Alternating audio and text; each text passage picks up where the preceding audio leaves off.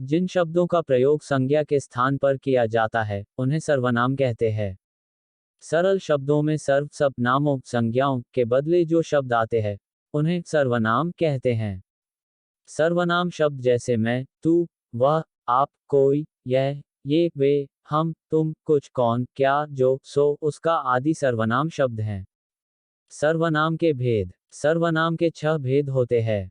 1 पुरुषवाचक सर्वनाम, 2 निजवाचक सर्वनाम, 3 निश्चयवाचक सर्वनाम, 4 अनिश्चयवाचक सर्वनाम, 5 संबंधवाचक सर्वनाम, 6 प्रश्नवाचक सर्वनाम। 1 पुरुषवाचक सर्वनाम। जिन सर्वनाम शब्दों से व्यक्ति का बोध होता है उन्हें पुरुषवाचक सर्वनाम कहते हैं।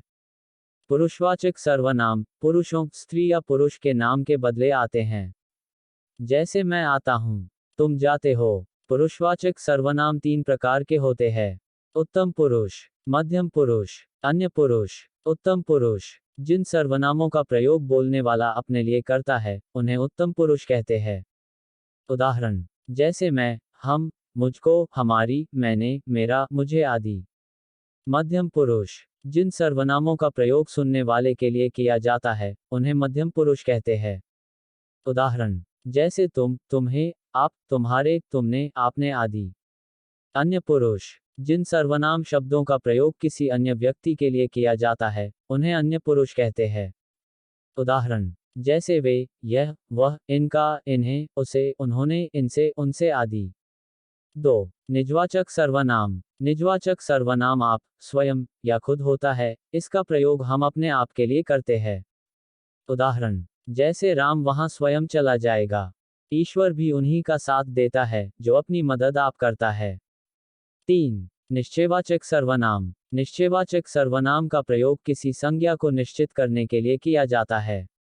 उदाहरण, जैसे यह मेरी पुस्तक है, वह मंदिर है। 4 अनिश्चयवाचक। जिस सर्वनाम शब्द से किसी निश्चित व्यक्ति या वस्तु का बोध न हो उसे अनिश्चयवाचक सर्वनाम कहते हैं।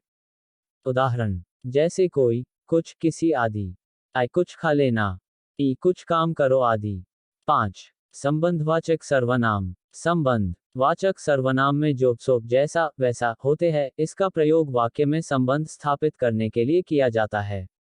उदाहरण, जैसे जो सोवेगा सो खोवेगा, जो करेगा सो भरेगा, जो जागेगा सो पावेगा, जो परिश्रम करते हैं वे सुखी रहते हैं। 6 प्रश्नवाचक सर्वनाम। जिस सर्वनाम का प्रयोग प्रश्न करने के लिए किया जाता है वह प्रश्नवाचक सर्वनाम होता है। उदाहरण, जैसे आपने क्या खाया है, बाहर कौन खड़ा है, टोकरी में क्या रखा है।